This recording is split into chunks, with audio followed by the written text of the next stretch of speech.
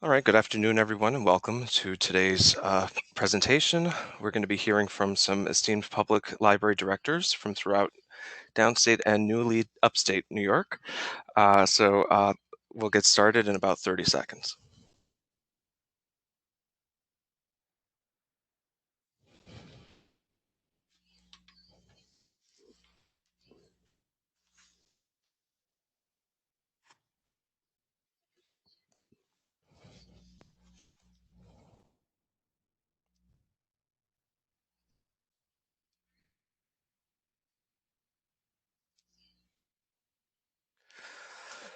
All right, thanks again. Welcome to our DLIS Let's Speak series on librarianship responding to COVID-19.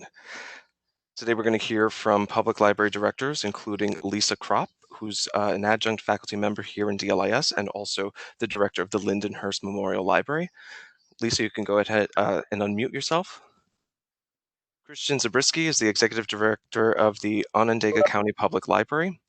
He just assumed that position this year, I believe, right, Christian? That was earlier this year in 2020. So he's It was. I started the job at the beginning of January. Wow. Okay. We'll talk about that in a moment. And our third director joining us today is Michael Moray, director of the Gold Coast Public Library. So welcome, all of you. Thank you for taking time out of, I'm sure, a very busy day to talk to us today. So let's get started first with the closing process. We have some questions about what was involved. Were you given specific orders or what authorities were involved? So let's hear from downstate. Lisa, how did your library close? Well, we're governed by a five-member board of trustees. So we actually had our regular board meeting scheduled on March 14th. So we were able to discuss the situation and then obviously following county executive orders and the governor's executive orders. Once our school district shut down, it became clear we would be shutting down in some way. And Mike? For us, it was a pretty similar process. We started canceling programs, I think, around March 3rd because we started getting concerned about different gatherings. Initially, it didn't really seem like something we were going to close, but then the local library system put out a recommendation that perhaps we should consider doing it, and very quickly most of us did. So we decided to close for a week from, I think, starting Sunday the 15th. We were going to try to reopen the next Friday, and at that point is when the governor put out his order that basically all non-essential agencies should be closed, and we've pretty much been following that since. We have a 9-member board who's very supportive, but we're a special district library, so that board is fairly well able to make its own decisions, clearly, in line with all the local jurisdictions. But the decision basically came down to myself and the board deciding to close. So. And Christian, how was it closing your library system? How many libraries are you in charge of now? It was really interesting, Michael. It was right now. So I have kind of an interesting job. I am both a library director in the kind of regular sense that one would think of a library director being, and then I'm also a system director, kind of both roles. Where I'm the head of the Onondaga County Public Library System. And we have a number of libraries. We have over 20 libraries who are suburban libraries that are independent organizations. They have their own boards, they have their own directors, they have their own budget. I am a systems director, but I don't have any control over those agencies. So for me, it was. I mean, we'd been watching it certainly, and I had the interesting.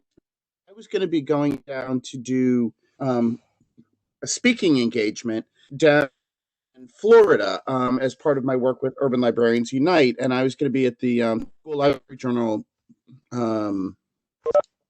conference down there in Florida, and they canceled it the night before I was due to travel, which was the day before the conference. So they canceled it less than 48 hours before the conference, and then my business partner Lauren and I met up to work on a grant, and we were actually up at NYLA in the basement of NYLA working on an IMLS grant that we're working on, and then we watched the situation get progressively worse. So it was all very dramatic and kind of intense. I mean, Lauren and I kept grinding it out on the grant for a little bit, but then it quickly became clear that she was going to need to head back to the city. I was going to need to head back to Syracuse. I reached out to my kind of next level up in county and said, "Hey, can we meet on Monday?" This was on Thursday, and he was like, "Why don't we meet at like 1:00 tomorrow?" So we met and kind of started to do some pretty serious planning there. I had been prepping them for the idea that we would probably have to start closing libraries for a while. I'd been making them aware that this was something that people were talking about and that people were starting to do it. We had not had any cases in Onondaga at that point, and Syracuse has some pretty wonderful geographic aspects that cut off a lot of travel and slow down a lot of this stuff for us. We also have a really strong public health infrastructure. Anyway, so then suddenly on Sunday, so this all started like on Wednesday, I was supposed to be traveling. On Thursday, I worked on a grant. On Friday, I was back in my office and in county government running around. Saturday, we started to see some stuff. We were still open, but staff were very uncomfortable. And then Sunday, my member libraries started closing.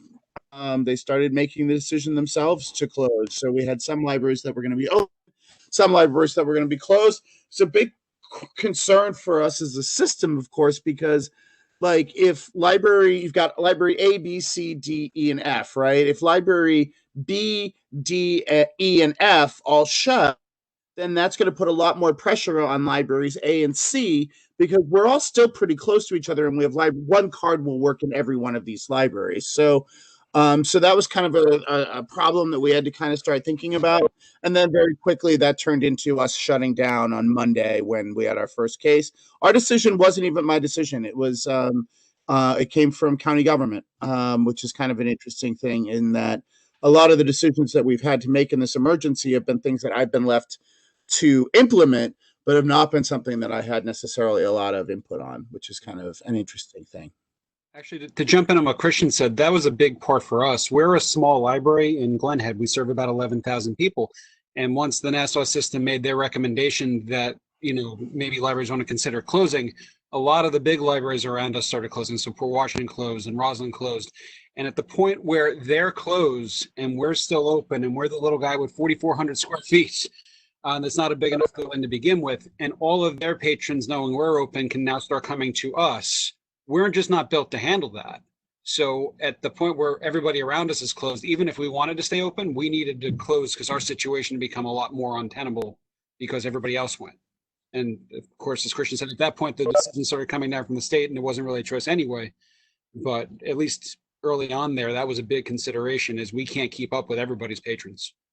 Well, we had also been trying to work a bunch of protocols to see if we could stay open. I mean, first it was pull all the toys off the floors, right? Or first it was wash them every day, and then it was pull them all down, and then it was cancel senior programming, and then it was cancel children's programming, and then it was cancel all programming, and then it was we're going to wipe down the desks every 30 minutes, and then we're going to space people at the computer stations, one every other person. So we're going to take one of these. So you would make up these plans. You'd like make up this like complicated, this is going to like keep the motors running plan. And then it would be, it would be completely out of date and unusable by the end of the day. So you'd be scrambling for what the next day looked like. I mean, that was what it was like for me, at least, because we were trying really hard to still hold on to that idea of being a community service as a public space. One of the biggest concerns that I had was that we have a large homeless population in our central library. So the concern was that because of the social flattening that libraries do, and I'm sorry I'm going off book here, but I've been cooped up. But the because of the social flattening that people do, it would be possible for the disease, which early on was principally in people who had traveled and had the social economic means to travel, to jump into the homeless population via the vector of the library, in which case it would just do a lot of damage. So those are the weird things you have to think about when you're thinking about closing a public library during a pandemic. It really was basically the same thing for us. I was in PLA on the 27th of February, writing an email to my staff, basically like, don't worry, we're going to wipe everything down more, wash your hands. We have the cleaners doing this and that. Don't worry, we're staying open. And by the 14th, it was like, yeah, we're closed. But we had all those little gradients in between that all felt like major decisions at the time, because we thought that was going to be reality for a little while. And then within 2 weeks, just closed and dealing with with running an online library. It's fascinating. I've heard the argument to stay open in academics. This is the first time. I mean, I know public, definitely you go in stages, and there was discussion in the early weeks of March to kind of ramp down services. And but the idea now, 4 weeks later, that you would want to stay open for that critical period when we were first seeing confirmed cases in the area. And I'm from Queens. I'm in New York City, so it's a very different scale of what we're dealing with here. But yeah, it didn't occur to me that you would first consider ramping down services and try to avoid closure, because it is a vital service that you're providing to your community. Whereas in academic libraries, when they started arguing that we should stay open, I kind of felt like, oh, the kids aren't here, so we can't really help anybody. Well, even in snow, I hate to close. It's one of those things. I will close the library and take myself and one other staff member and run the building as best as we can because we're small enough, because I just refuse to close. So the fact that I've been closed for over 3 weeks at this point is major. Yeah, so I take it you already had plans in place for reducing services, or were you doing it in an ad hoc way? Like Christian just said, he went day to day trying to assess create a plan and implement it. But Lisa, did your library have any guidance? I mean, this is unprecedented. We definitely have routines for snow and for floods and for storms. But where did you look for leadership or for just guidance in terms of ticking off a list of things before you closed? A lot of it was initially based off of emergency snow close procedures. A lot of what Christian said we went through as well, pulling the toys off of the floor, canceling programs, switching off computers so that every other computer was spaced out. But for us, what happened too is we have a middle school on the corner. So every single day I have 50 to 75 kids walking in the door. And when the school district closed, and Lindenhurst is a blue collar community, they almost never close for snow because it's a 2-family working household. And so if the kids are in school, they will finish the day. That superintendent does not like to put kids on a bus and send them home to an empty house. So sometimes with snow, we take that into consideration because we have to close when the school closes. Otherwise, all those kids that don't want to go home on the bus come to us. So when the school closed and now was going to be doing some sort of either a week off, transitioning to home schooling, we realized it wasn't safe for our staff for us to stay open and have now possibly hundreds of kids on top of our regular patrons coming in. So we really look to our library system a lot. The Suffolk Cooperative Library System started doing similar things to Nassau County, putting out advisories. They shut down delivery service. Once we saw systems stopping deliveries between the libraries, that also was a pretty good indication that the whole county was going to shut down in terms of library service, because it's almost impossible to keep some libraries open and others not open, even within one geographic zone. So that kind of became our plan. And again, looking online at other public libraries' contingency plans. I just became a director in 2018, at the beginning of 2018. So I didn't go through SARS. I didn't go through some of these other epidemics where there were policies that libraries had on what are we going to do if there's this, public health outbreak. I looked at Saratoga Springs Public Library for some advice. They had a really good policy in place. And again, I lucked out with the timing of my board meeting. We meet on Saturdays, which normally I think is horrible, and I don't recommend having a board meeting on a Saturday. But the way that the timing worked for us, we were able to pass a policy and kind of lay down a procedure of, okay, we're closing. What are we going to do while we're closed? What if half of our staff gets sick, and can we reopen? So we had to kind of like go through all these worst case scenarios to figure out what we were doing. And a lot of it was done by the seat of our pants until it was closed. And then, okay, now we have to open virtually within 24 hours. How do we do that? Right, and that brings me to the next discussion prompt here. What are you doing? What are you? Let's talk about what services have you prioritized. Give me your top 3 services that you are delivering remotely now. Certainly our online resources. We have ramped up our Facebook social media posts, our website, our Instagram, story times. I have to say that one of the things that, I've been trying to stay in work mode. I have a high school senior, so I try not to think about everything he's missing possibly. And when I saw my 8-month pregnant part-time children's librarian doing the story time from her house, that broke me. But that's what our kids need. And a lot of that, I think, I remember Christian doing that during Hurricane Superstorm Sandy. And there's this picture of Christian sitting on a mattress at a beach reading to kids. And so we prioritize getting some sort of normal services up so that patrons could show their kids, look, there's Miss Justine, there's Miss Gina, things are going to be okay. So patron engagement was really our third piece that we were focusing on. And Christian, to build off of Lisa's comment, you have experience with a kind of disaster response librarianship. What are your 3 priorities?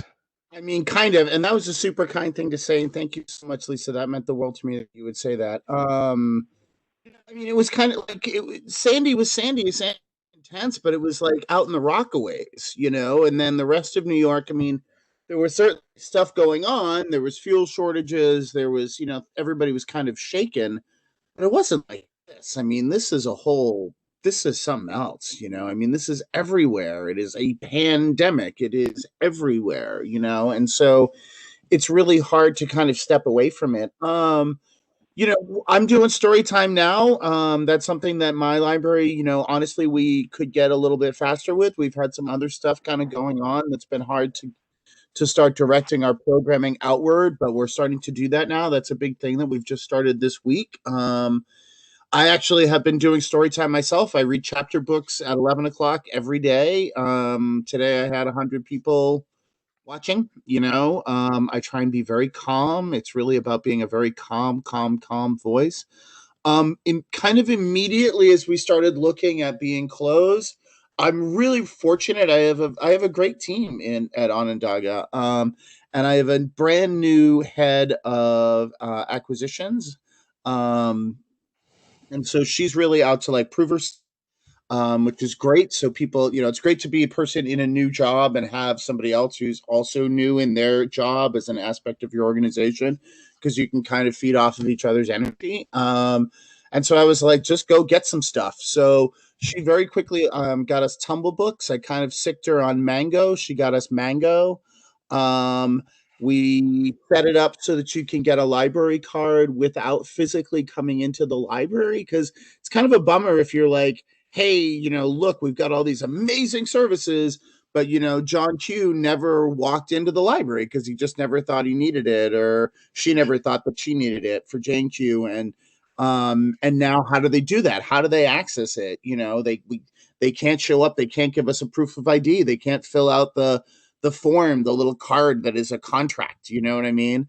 So I worked really well with our team, with our IT team, who's also a really gifted group that I'm working with. And we set it up. I also worked with my board to kind of get around some of the requirements on that so that people could just log on and just get a temporary ID. Now, if they want to go and get books,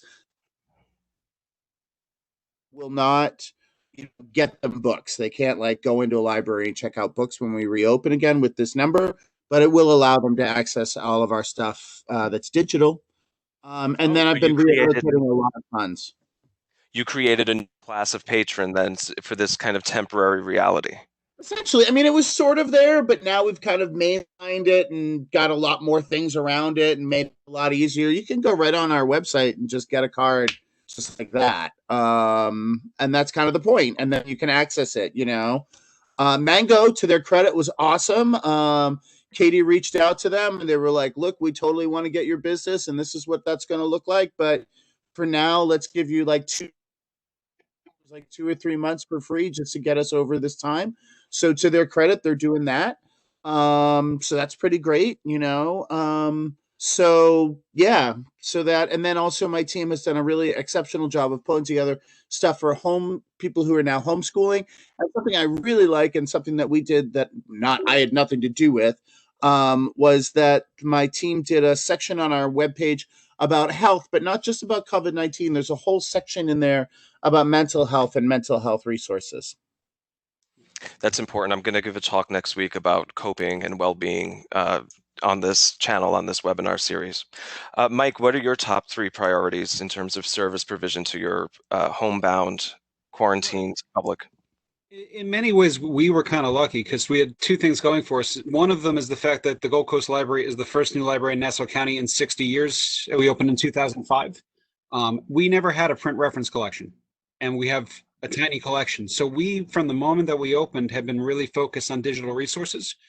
Even though we're one of the 10 smallest libraries in Nassau County and there's 54 libraries, we're always one of the top 20 users of Overdrive. So we have a great installed base of users there. But like Christian said, we've been able to work with the Nassau Library System to get people digital library cards. I've actually had 70 new library cards since we closed. Typically, I'll get like 30 a month.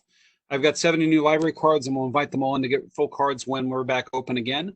But my Overdrive usage has doubled. I'm watching all my other services. They're going up like that. So people are making use of it. And then the second part of it is getting some kind of engagement. I had some of my children's librarians doing like recorded story times. We had a few recorded programs. Yesterday, we actually had a live kids program. We had 25 families participate in, which again, we only serve 10,000 people. So for me, that's actually a fairly huge program. So we've redeveloped parts of the website.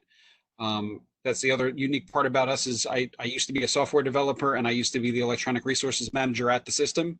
So I've been able to very quickly rebuild parts of the website to be able to feature these things almost like we've always done them. So we've been able to keep people involved. We've seen our Facebook presence. Normally, if we're lucky, we see 1,000 post views a month. Right now we're seeing 7,000 or 8,000 with a little help of paying for some promotional stuff. We're seeing tons of interaction on our posts.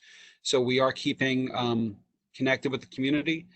And honestly, the third biggest thing is I want to be ready to go whenever we reopen. So I've had my staff, who's been absolutely awesome, working towards the summer. We're a little different in that we're so small that none of my staff have their own desks in the first place. They all have Microsoft Surface Pros, so they took them home. They're all pretty much able to work and collaborate the same way we always do through Google Docs and different web platforms. So we're almost in some ways working as efficiently as we've ever worked, so that the second that we reopen in the summer, we can hit the ground running and it's like we weren't closed. Now, I'm sure it won't be quite entirely like that. I'm sure people will be nervous about coming out in the public again. I'm certain there'll be things that change, but at least we've got everything kind of established where there's some kind of normalcy involved in the operation while we figure out the rest of it. Well, you just jumped us into our next slide here. How are we dealing with staff, tech? Mike, you just said that your staff were already a mobile workforce in your building, but Christian, how are your libraries addressing the technical aspect, the technological aspect of work from home?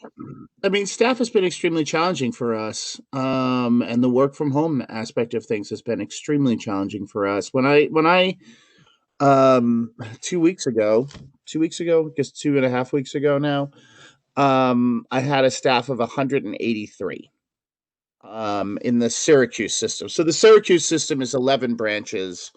And then the member libraries are an additional like 22. Well, I mean 22 plus members, right? So, but my actual system is 11 branches. So we had 183 people, and then I was approached by county and said, "Hey, you know, what essential duties are people doing? What things are people doing that we can keep paying them for?" So the county paid for people to work from home as part-timers for 2 weeks on their regular schedules. So if you were a page or a clerk or whatever, and then, I had they said, give us a 50% reduction plan, and I did. And then, the ball kept moving. And then suddenly we were furloughing all of our part-time staff. So we furloughed 83 people. And because how do you make the argument that a page whose job is to put books on a shelf is doing work? You know what I mean? I mean, we want money to be going into the economy. We want people to be well. But when I asked, give us a reason why these people are essential, it's hard to make that case. So we had to lay off those. I talked to about 65 people myself personally. They're all still on the books, so we can bring them back. But I'm not sure when we're going to be bringing them back or what our staffing is going to look like when we bring them back. So that's kind of a bummer, I know, and that's not exactly what your question was, but it's hard to pivot to, hey, we've got people doing meditation, Right. when that's kind of the reality of a lot of my staff, is that right now there is no work for them. As for the rest of my staff, honestly, my branch managers have been running a fairly tight ship, so I can run a fairly loose ship. I've just kind of been letting people find their space with it. There's tons and tons and tons of resources out there. There's things, Library 2.0 is doing stuff. Lots of people are making content available, if not free, or at least it's super low cost. So in some ways, I think that we've got a little bit of like an online training renaissance going right now in librarianship. I actually purchased, I don't know if you guys are aware, the Ryan Dowd, who did the homeless librarian stuff. He was the consultant who did the movie The Public. He has really great trainings, and so we bought them for all of for all of our libraries and all of the member libraries. As well. So, buying more content, getting more training content. I've been trying to put out missives, a couple of emails a couple of times a week, and mix it up with a little bit of library stuff and some humor. And then since we had kind of a rough week last week, the last one I sent out had to do mostly with physical and mental health and meditation and stuff like that. So I've just kind of been letting people find their level. I don't know if you folks have been working from home. I know everybody's kind of working from home. I was working from the library for a while, but then I realized that I wasn't really understanding what my staff was experiencing because I was still going into the office. So I started working from home a lot more, and it's extremely challenging. I'm trying to let people just kind of figure their stuff out right now as much as I can. And Lisa, how are you managing the tech needs of your work from home staff now? We have we have 41 employees. It's a combination of full-time, and I think there's about 28 full-timers. The rest are part-time, pages, clerks, librarians, and management. Very, very varying levels of technology. And what I knew as an administrator, and what kept going to the bottom, quite honestly, of my, to-do list, was pushing my department heads, right, to have those difficult conversations with people on staff who maybe have many, many years of experience in librarianship, but because there are other people that have newer experiences in librarianship and are more comfortable with technology, when you're in a physical building, it's easy to say, oh, Monica, can you come over here and help me show this patron how to use Overdrive?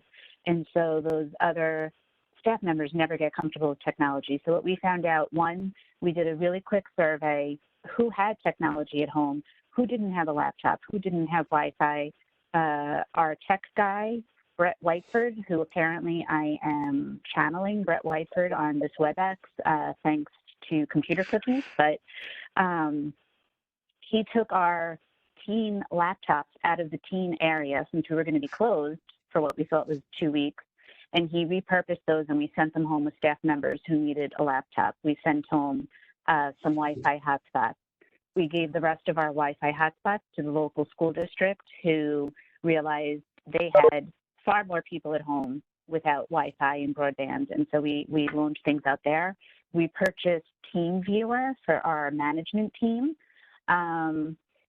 We're using Microsoft Teams. Email, I quickly realized I hate email on a regular basis, and now with everyone working from home and the reply all, my email inbox is absolutely disgusting, and I will never have a zero inbox, which makes me sad. So we've been using Yammer through Microsoft Teams as our social media site with staff to kind of keep people connected, and then WebEx. But, you know, I use the phrase a lot with staff. At the beginning of the week, I felt like I was a cheerleader, right? I was like, you know, okay, we're going to be closed for a couple of weeks, and then we're going to be back. This isn't so bad, rah, rah, rah. And then reality starts hitting, and you're like, okay, we have to temper our expectations. Okay, so it's going to be like ripping the Band-Aid off as far as technology, because we're paying everyone right now. Our budget is 95% taxpayer-based. My fiscal year ends June 30th. So for us, the decision was kind of, the money is there. It was budgeted to pay salaries.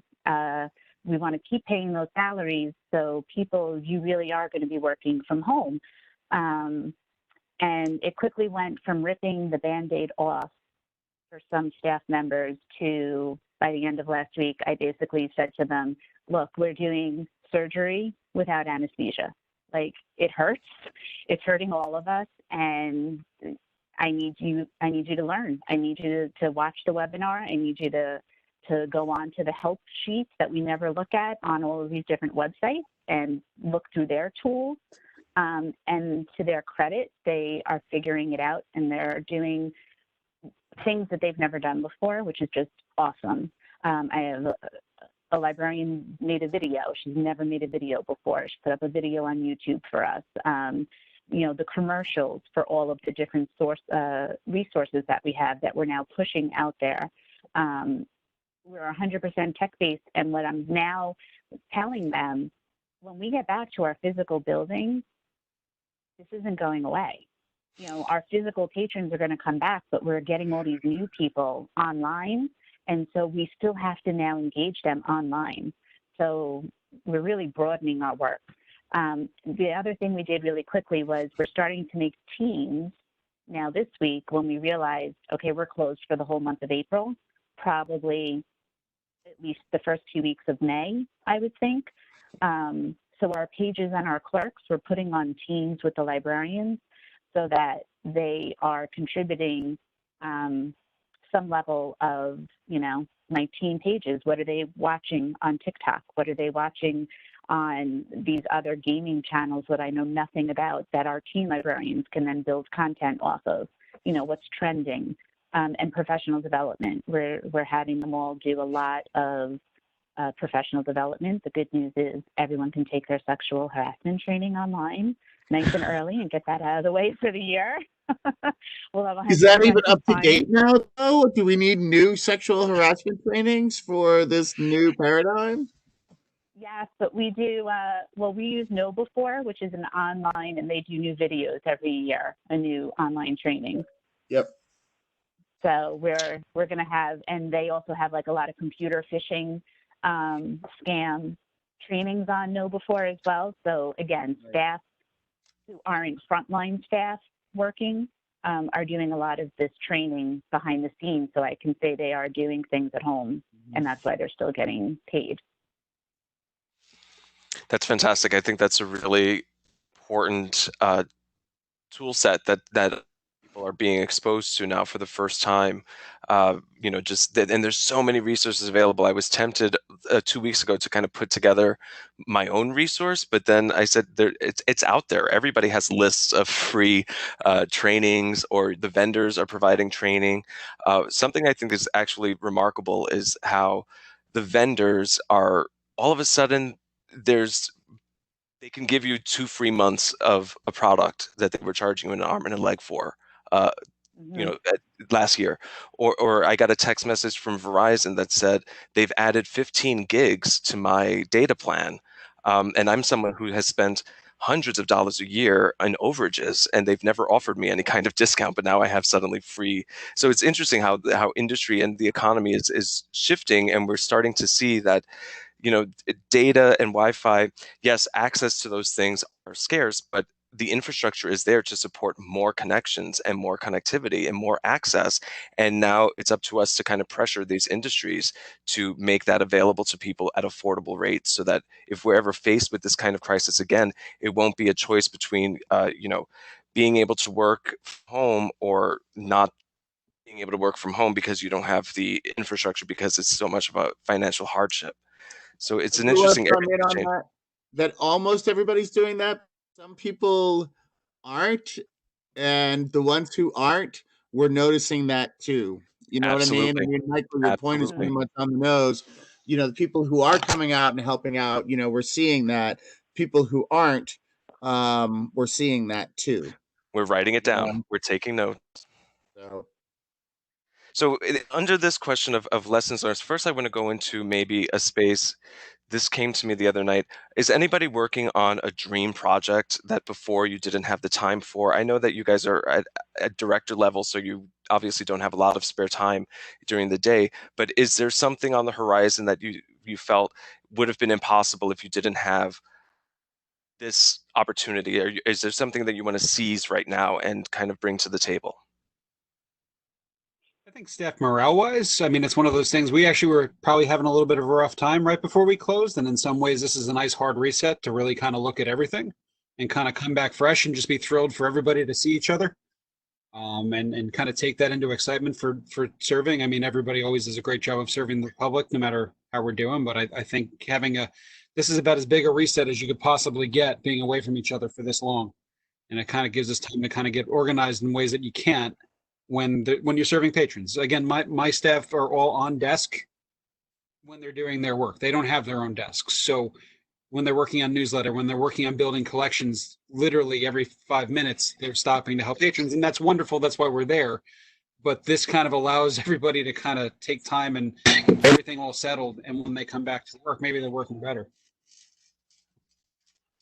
That's a good point. Yeah.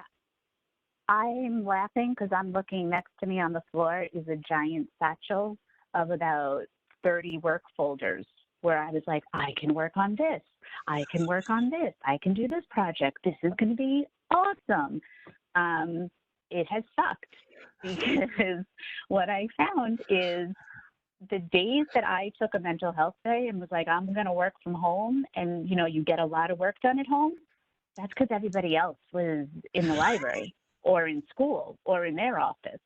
And so I'm not able to work on those dream projects because I feel like right now I'm just keeping myself going. I'm going to bed exhausted every night.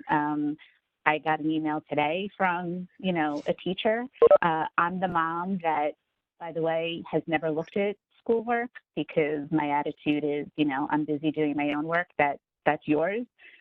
So no assignments have been turned in one class yet. And I got, do that. And then staff morale. Right now, I think what Michael said is the same for us too. We did a full staff meeting, which was a little chaotic, but I wanted to see people last week. And so we used WebEx. We put it out to everybody, including our pages and clerks, and did a full staff meeting and said, if you want to be online, come online, let's talk. I had a couple of staff members cry. They missed people. They were just so happy to see each other. And these are the people that, like, when you're there every single day, it's like a family. You're nitpicking each other, and who's the annoying one this week? And I think it's been very sobering for everyone to realize how much they value their work and their jobs. So for us, the tech flows are all going to be coming back. And I think that was a huge wake-up call. We were behind. My library was definitely behind in an online presence, and we've been sprinting these last 2 weeks to really push ourselves up there. And they're doing things that before, I would say, too, in a civil service mentality, I'll call it, because we are a school district civil service library.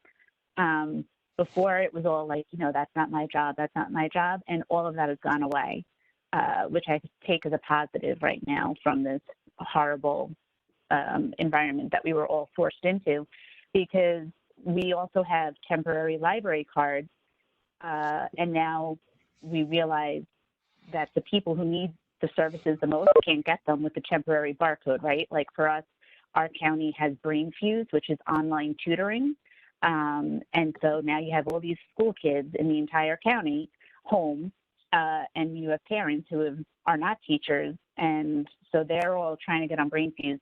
So now I have clerks from home verifying addresses, calling people on their own phones, and reaching out to patrons to verify and give them the real barcode kind of online or through email so that they have it. And then when we open up physically, yeah, come in, we'll give you a physical library card. But it's changing our business model. It's making us do all those whys. You know, why do I need 2 forms of ID? Just give somebody a library card right now. Like, why are we going to argue with somebody when they could have a loved one in intensive care that they can't even see right now? So we're just trying to like break down as many barriers as we can. And Lindenhurst was hard hit with Superstorm Sandy. And I think that mental health wise, we're also seeing a lot of, post-traumatic stress from that. People are coming back, staff and public. So I think that's what we're learning is we have to be kinder to each other, and everyone's helping each other more, which I think is great. That's excellent. Christian, any changes to your workflow that you're going to sustain once your building reopens, or? I mean, I don't know. I mean, it's interesting, Michael. You asked me if there's any big dream projects. Well, I have a dream project, but it's a little bit of a nightmare. I had actually been doing a project for Urban Librarians Unite. We are writing an IMLS grant. And so, Lauren and I and some faculty there at St. John's are involved in this, and Nyla is involved in this. And normally this would be like, just kind of a fun side project that we have going on. But now it's trying to write this grant, which is, we're trauma in the profession, which seems like is, only more prescient now than it was before. So, so we feel like it's important work, and it's just exhausting. I mean, my colleagues here on the call can tell you, I mean, I think I've taken like, I took a day off this weekend. And that's the first time that's happened in a long time. I've been coordinating stuff. I've been out, spending time with my kid, spending time with my family, and also, doing stuff for weeks now. I mean, I've been doing a lot of work at my kitchen table for weeks now. And, so, I mean, I think a lot of that's still exhausting. Here in Onondaga, we're really fortunate. And there's kind of, I think, a little bit of almost a guilt thing about that too. There's so much space, so that people can get out and get walking and get a little bit of exercise and get out of the house, and still practice social distancing. So that's something that, I guess I feel some guilt for, but that people are still doing. As for like long-term thing, it's interesting. So we have in my library, because we are both a member library and a system, in a system, they're balancing between the members and the kind of downtown libraries, the Syracuse libraries. And to some degree, there has been in the past some level of distrust between the members and the system, which I think is fairly common for a lot of systems. That it's kind of a range of that, but that's a fairly common thing. And I think that one of the things that's been really important for us is that we've been able to kind of, in this time of crisis, say, okay, look, we got you these, we've been able to get you these trainings, we've been able to get you these, these different new resources. Any resource that I've gotten for the entire system, not just for the Syracuse libraries.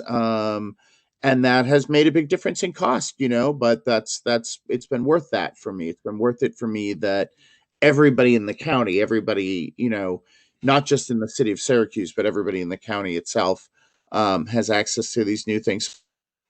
So help us talk to each other better and be more connected to each other, on the other side of this. I think that coming in as a resource for people is going to make a difference.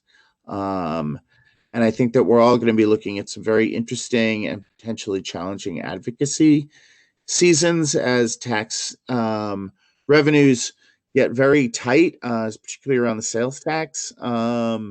And so I think we're going to see some interesting advocacy this year. And I think it's going to be important that we be able to say that during this time we were doing stuff, we were doing something for our communities. Absolutely, and the record will show. I mean, it's really astounding to see so many different library systems and communities come together in this time. So I'm going to go ahead and open up to questions. If anybody on the call has a question, you can just feel free to drop it into chat. Chat, just reserve it for questions. I know Lisa has shared a link, live-brary.com has a temporary library card link. If you're in Suffolk County, you can look at that. Yeah, this idea of issuing temporary cards, I saw a few weeks ago that Queens Public has an e-library card now, and I know that you used to be able to apply for it, but you had to go and pick it up in person and show your ID. So I'm sure that it's the same kind of tiered. You'll have access to their digital resources. Which actually, the question I have is, how are you reporting to the state while this is happening? How are you collecting stats? Like, what's your reporting like? Lisa, you're laughing, so you get to answer first. I'm laughing because before COVID-19, that was like our big project, was going to figure out my staff, the department heads. We called it I'm not going to curse on a webinar for a Catholic university, but the annual report was really painful to fill out. And we just got an email yesterday from our youth services coordinator from our system, because they've been asking the state, hey, how do we count all these virtual programs and stuff? And the state's response was like, oh, what's virtual programs? Because they're literally, that form is quite a few years behind where libraries actually are. So short answer is we're keeping track separately on a spreadsheet of what we're doing virtually, how many views a recorded story time, for example, might get. We tried over the weekend a live concert with some other libraries, and that's on Suffolk County. And I think that had almost 1,500 views, but then for an annual report, right, it's like one library will say, I'm going to count all 1,500 views. And then somebody else is going to be like, well, you have to divide it by 10 because there were 10 libraries. And so we're just keeping track to show our board and our community. We're most concerned with showing them that we were doing some stuff virtually and that we were engaging with people. That's all we can do right now with that. And hopefully the state report catches up and realizes, oh, hey, libraries are doing things virtually. Right. Maybe they're an essential service. Yeah, I mean, a lot of the things with the collection do get counted in ways that we're able to track normally anyway, but we're trying to track like what's going on with the programming. At the same time, the state report has a checkbox at the beginning that says, did anything weird happen this year or anything different? I'm going to click that checkbox and say I was closed for a month. Am I going to count the 600 views on my Storytime video that's been up for a week? Like, how do you judge that? That is not, I'm happy to take 600 attendees, but like, what does that actually mean? I'm not sure. So we're going to do our best, but hopefully. Well, the bigger question is, what does that get us? I mean, like, sure, we'll come up with some stats for the state library and it'll be fine. And Mike will do his work and Lisa will do her work and everybody will do their work and we'll all do our best. But I mean, the state library report, that was a huge deal. I mean, like Lisa says, right before all this went out, that was the biggest hassle in our life. You know what I mean? Like, that was the big thing we were all looking at. I do want to give the state library a little bit of to their credit. Last week, everybody was looking at the CARE Act because there's a bunch of money potentially for libraries in the CARE Act. So everything that I had going on after Wednesday, I like Wednesday forward was just living in the CARE Act and trying to figure that out and trying to figure out what we could get out of it. There's nothing I can get out of it for the counties, but a lot of my member libraries will be able to get things out of it. There's money in the NEA. There's the member money in NEH. So I think that's what everybody's kind of scrambling for. I mean, I feel My like dog like is the state calling. library reporter just kind of a waste of time at this point. Well, there's certainly more efficient ways of reporting. We went through in DLIS, we went through our reaccreditation process, as you are well aware, because you're all part of it. And we thankfully we have Dr. Vorbach, who is very methodical and math oriented, and so he just saw this as a data aggregation project, and he was able to put together a spectacular document.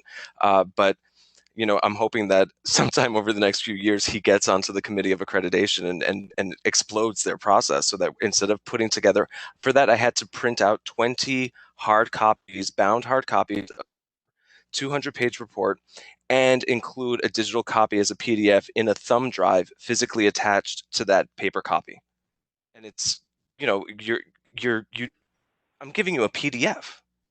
Like, they made it so that I had to physically create a thumb drive of a PDF. Anyway, so yeah, there's a lot of room for efficiencies in all of our processes, and hopefully, as we become more and more familiar with the reality of digital living and reporting, more and more of us will see those gaps and step up and take control.